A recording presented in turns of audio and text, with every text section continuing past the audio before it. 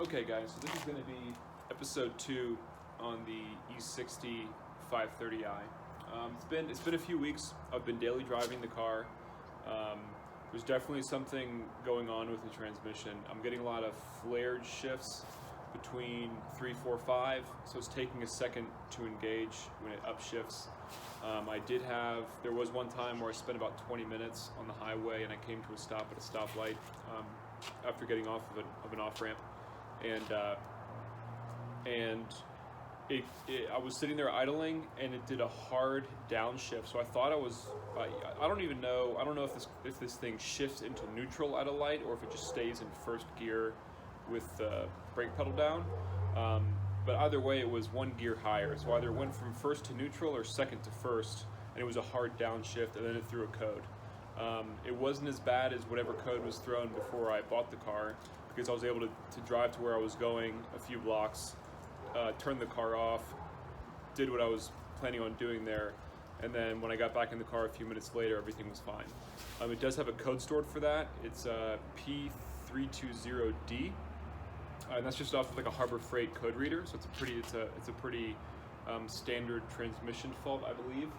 But either way, after doing a lot of research with this transmission, with the ZF 6HP 19 that's in these cars, I really think there's a very good chance that all my problems are going to be related to the rubber sleeves that go in between the mechatronics unit and the actual transmission. So I'll unbox that here in a second. But I've got the transmission fluid and those seals, and I'm going to get one of my cars out of the garage so I can put this thing in and get underneath of it for the first time, and hopefully get the transmission healthy. And if that's the case, then it's going to be a short list of things to do on this car to get it where I want it. So we'll see how it goes. Okay, so the fluid that I went with is the Max Life, the Valvoline Max Life ATF, and this was recommended by. I first saw it in the video that Nathan. On Nathan's BMW garage. He's got a YouTube channel that's pretty big. So when I was looking up the transmission stuff, his channel came up, and I listened to him. I listen to other people like Shop Life TV, who's a younger guy that owns a shop in California, and he's got a whole lot of good information out there. And he said only to use the ZF fluid, which is very expensive. I think it's like 15 or 20 bucks a quart, which seems pretty crazy to me. And there are times, I'll admit, when you have to go with the manufacturer's spec on things, certain parts only, or BMW only. Even like a good Bosch replacement will be bad. For example, on my E34 M5, I have a Bosch water pump that went bad after only a couple thousand miles. So genuine BMW there is the only way to go, and they cost 3 times as much. I think, based on what I've been reading and kind of my gut feeling, is that this ATF fluid that costs 17 bucks a gallon will be great. And a lot of that's going off of forum posts where people have compared the specs of fluids and gotten responses from Valvoline that yes, it does meet the requirements for the transmission. But most of that's going off of this guy Nathan, who I don't know, having been around the car nerd community for a while, I kind of have started to appreciate people who know enough to know when they can pinch pennies and how to better be resourceful with their money. And I think Nathan is checking those boxes. So on his recommendation, I'm going to use this fluid, and we'll see how it does. All right, let's take this box apart. This came in yesterday from FCP Euro, who, as you can guess it, a channel with 8 subscribers and not affiliated with them at all. But it's one of the vendors I'll typically go for. What I'll do is I'll find the part numbers and then put them in to like Auto House Arizona, Pelican Parts, FCP Euro, a few different places, and see who has the best rates, including shipping costs and everything. All right, this big one I'm guessing is the transmission pan that has the integral filter. And this is one of those things that they said to go all the aftermarket ones are junk. So this is a ZF. This is a ZF piece. Get my box in.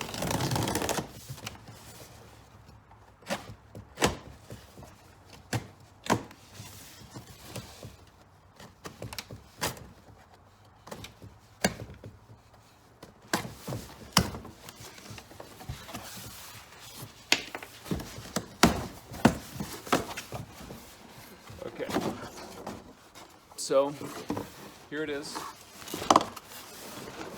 Another cool tip I learned from a different channel, if it has this divot here, that's for the 6 HP 19. And if it's flat, it's for the 6 HP, I think it's the 24, which is for the V8s. So that's for the 545, 745, 750, all those guys.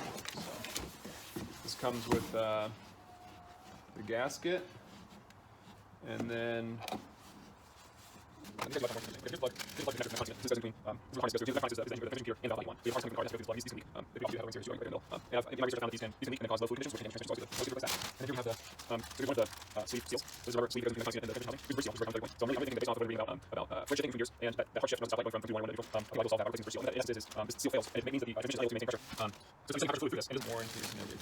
so here's the plug. Here's the plug for the connector for the mechatronics unit. So this goes in between. This is where the harness goes through, because you know the mechatronics is the engine or the transmission computer and the valve body in one. So you have the harness coming from the car that has to go through this plug, and these can leak. They pretty often do. They have O-rings here. There's 2 O-rings right there in the middle. And I've in my research I've found that these can leak and then cause low fluid conditions, which can damage a transmission. So always good to replace that. And then here we have the, so here's one of the sleeve seals. So this is a rubber sleeve that goes in between the mechatronics unit and the transmission housing. Here's the bridge seal, which is a very common failure point. So I'm really thinking that based off of what I've been reading about flared shifting in between gears, and that hard shift when I was at the stoplight going from 2 to 1 or 1 to neutral. I think a lot of people solve that by replacing this bridge seal. And what that in essence is this seal fails, and it means that the transmission is unable to maintain pressure. So it's sending high pressure fluid through this, and it doesn't have any internal pressure sensors. It infers pressure based on temperature and engine RPM. So when this fails, everything goes wonky, and that could explain why. And again, so we're running into a failure here with my understanding of automatic transmissions. But in essence, I'm guessing that is kind of like how you change gears and then maintain being in that one gear is hydraulic pressure, kind of opening and closing in a similar way that you'd have like locks in the Panama Canal. So you'd lock one side, lock the other, fill it with water or whatever, maintain that pressure, and that keeps you in gear. Well, if one of those sides is leaking pressure, or you have the wrong amount of pressure, you might be, the clutch packs in the transmission might be slipping. You might be slowed to fully lock into that gear when you're driving, and that would cause the flared shifting or slipping in general. So I'm looking forward to pulling this out and seeing what that one looks like. And we have, this is a fill plug, which I bought to replace. More sleeves. So here's the 2 that are the same height. So there's four of these sleeves, a tall, a medium, and 2 short. And then I think that should be it. Is that it? We have 1, 2, 3, 4 filter kit, drain plug. Okay, yeah, that's it. It's a nice, pretty box. Thank you, guys. At FCP. Okay, I'm gonna go change into some dirtier clothes I can get dirty, and move the M5 out and pull the 530 in and get underneath the car for the first time. I wanted to just take a note and show you guys that I use race ramps whenever I need to get underneath the car and I can do it without jack stands. I'll use race ramps, and they're pretty expensive. I think these were $250 for the set of 4. But I feel way more comfortable getting underneath of a car that has these on them than jack stands. And if I were to jack a car up this high, they'd really be teetering. So just something, if you're like me and you work on cars a lot and you haven't seen these, might be something that you'd like to consider. We're pretty far into the project. I have the pan down and the mechatronics unit on the ground, and I'm pulling out the sleeves. This thing has been the most oily job I've ever done. It's mayhem down there, and I tried to be clean, but it's just not gonna happen. So I'm used to it now. I'm just letting oil fall all over me, and I guess these clothes are toast. But I've had fun so far. I want to show you guys how I'm getting the sleeves out. All right, so this is what we're doing. We're rolling underneath the driver's side, and we're looking at a hole where a bunch of stuff used to be. So that's where the mechatronics that's where the mechatronics unit usually sits, inside the pan. And that is the mechatronics unit right there. So you can see that's where the harness goes in. So that's the transmission computer and everything, and also the valve body on the other side. So we are replacing the bridge seal, which is, hold on, this guy. Okay, and this guy goes up in there, and it holds pressure between the transmission and the valve body. And so I was thinking this is what was worn out, letting pressure seep out the sides, and so the computer didn't really know what it was doing. Or the computer didn't really know what the transmission was doing, because like I said earlier, it infers pressure from RPM and temperature. It doesn't actually have pressure sensors in here. And then we have these, this is where the 4 seals go. So I've gotten 2 out, and I want to show you a method that I saw Gary Ferraro do, he's a transmission pro that posts a lot of helpful videos on YouTube. And I've seen other people try to picket them from the inside, picket them and pull them down, but you risk scraping the inside there. So I want to show you what he does, if I can mount the phone. Okay, so I've got a set of pliers right here, and I'm going to insert them and then pull apart to put pressure outwards, and then wiggle them down. I'm trying to not get my head in here too much, but up I go. Okay. And then I'm going to pull it apart and wiggle it. Can you guys see that? Okay. And then, oh, okay, that didn't come out. But I haven't scratched anything yet, which is good. A little bit more pressure this time, a little bit more wiggling. Okay, it's starting to come out. Oop, and there it goes. All right. And we got that guy. Let's try for number 4. Okay. Oop. Okay. I might have nicked the corner there, but I don't think so, because these sleeves extend past the middle. So if I'm screwing up, usually it's the sleeve is there to protect the metal with this method. Okay. Okay.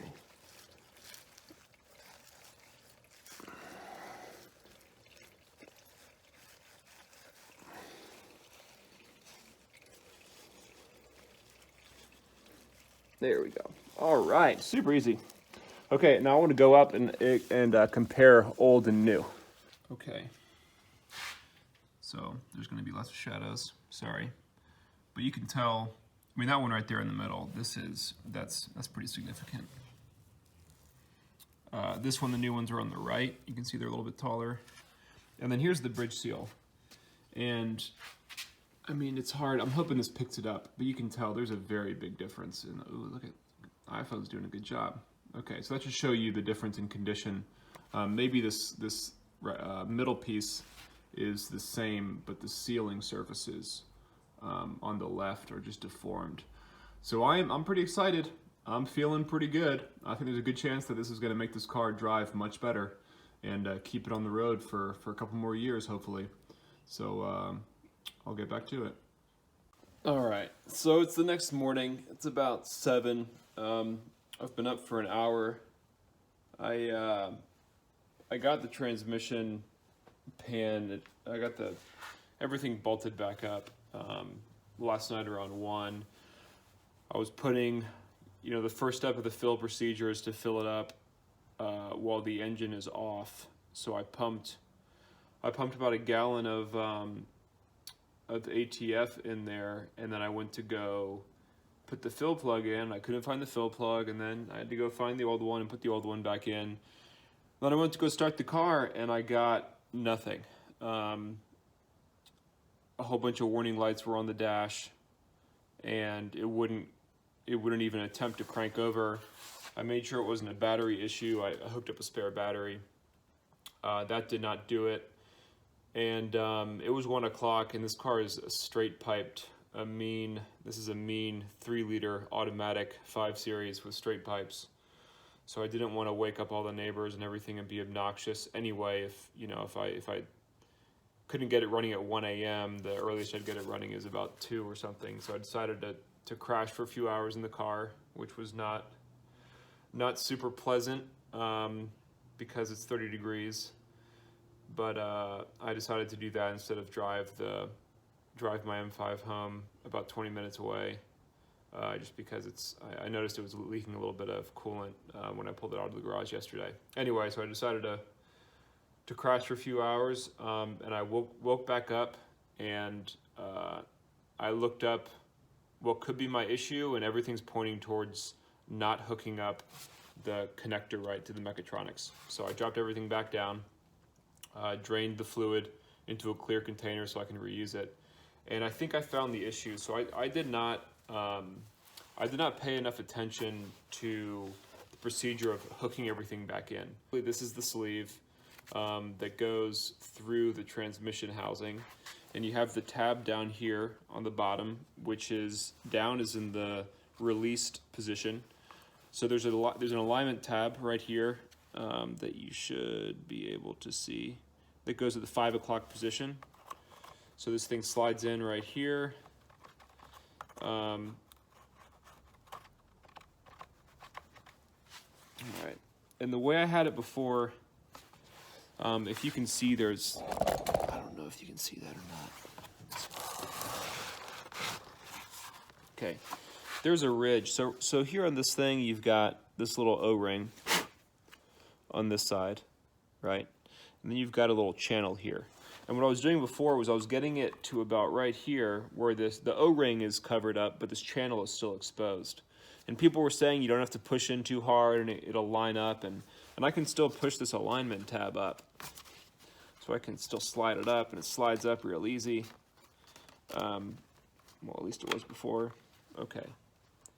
And it's gonna lock this thing in place, and it's not moving around too much. Well, actually, it is right there. It wasn't doing that before. Let me see, it might be, okay. Anyway, get this thing, put some pressure on it, get it locked in, and that's a little bit of play right there, but when this thing is in the housing, in the transmission housing, it's not moving around at all. So I think this is how I had it, where I had this little ridge, this little channel still exposed, and everything looked good. And I put the connector on, and I locked it in tight, and it wasn't moving. I mean, it's moving right now by hand, but I think when you have the transmission keeping it from pivoting on this point where these two O-rings are, it looked good. I could not see these O-rings from underneath, so everything looked okay. But I think what I really need to do is give it a bit more force, and so I'm going to release this tab, pulling down on it, pull this thing back out. I lubed it up earlier, but I'll do it again. Align that little pin up at 5 o'clock, and then really push it in until I can see that channel disappear. And now I'm gonna push up on it. Okay, that's a much more, well, it's bowing out on the right side. So I gotta unplug it again. Got this whole thing going.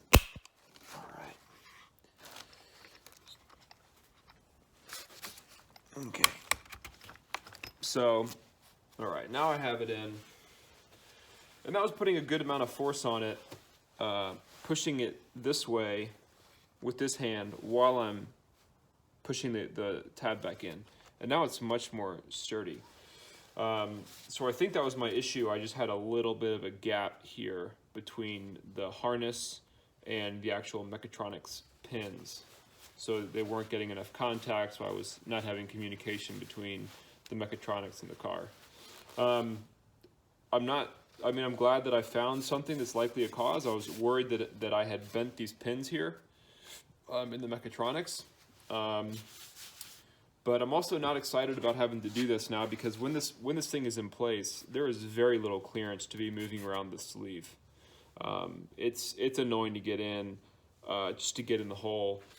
It's going to be difficult to push in hard enough to get it all the way seated where I think it needs to be seated, and then simultaneously push up on this tab to get it locked in there, and then go put the harness back in, and then go see if the car would even want to crank. I don't want to start the car because I don't want to have, I don't want to fill up everything with fluid just to realize I made the same mistake. So I want to make sure everything's connected. So maybe I can just try it and then go in the car and see if the warning lights go away. Anyway, that's just kind of a PSA, how these things install. You're going to have, the sleeve is going to be all the way out. The harness, like when you're reinstalling this thing, you're going to have everything, you're going to have the sleeve out, obviously. And you're going to put the mechatronics up first. And then once the mechatronics is in place back in the transmission, that's when you put the sleeve back in. And then you lock it in place. And then you can attach the harness. All right. Last video I made was at 7. It's somewhere around 2. And I don't have a lot of good news. So I got everything back up. I thought my issue was the connector at the mechatronics sleeve. So I took it all apart, put it all back together, verified as you saw in the other video, I verified the pins were all good and everything. And I was confident that I was going to get everything up there and this thing was going to start out. You can probably tell by my mood that that's not how it happened. I got everything plugged back in, same thing. Lights came on the dash. You go to the start position on the key, and there's not even a click from the starter solenoid. It doesn't even try to turn over. There's no cranking, nothing happens. I spent a while going through batteries and using the M5, Old Faithful,